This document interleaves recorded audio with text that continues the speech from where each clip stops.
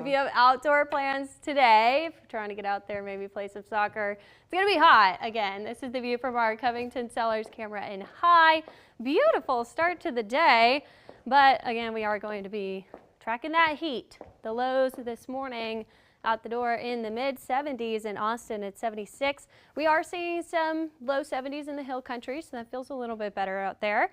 And then farther to the east, also low 70s, which is better than some of the mornings that we've had through the week. Our dew points are a little bit lower in some spots, low 70s out to the west, but we're still seeing around 75-degree dew points for most of the area, which is quite a muggy feel, and that's going to push that heat index up again. So if you have plans today to go to the pool, try to find a body of water to cool off in, definitely going to be a good day to do that. We'll be around 102 for the feels like temperature in the peak daytime heating hours, and then that relief comes as the sun sets. That's the best time to get the doggos out there. If you're trying to get a walk in, I would do it this morning or as the sun is setting in the evening, because it's getting to that point where the pavement is pretty hot.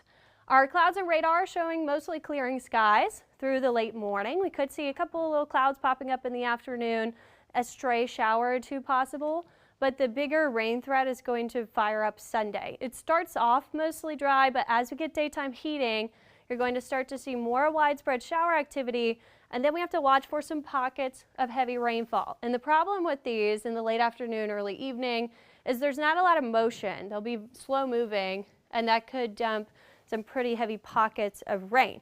And then it will be the same thing Monday, although I think the coverage will be a lot higher. You can really see it at 1 o'clock. We're getting some of those higher rain rates and storms popping up to the north. It's firing up.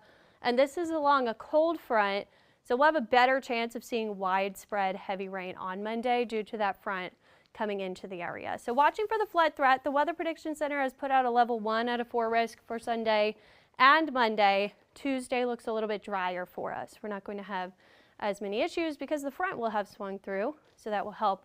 But we could see some isolated pockets of over 2 inches. I think the best chance to get widespread 1 to 2 inches is for areas east of I-35, and then hill country about 1/4 of an inch to an inch. Some pockets, though, could still be in those higher totals. The moisture for this is coming from this broad low pressure system that's sitting in the Bay of Campeche right now. Has a 20% low chance of tropical development along the western side of the Gulf.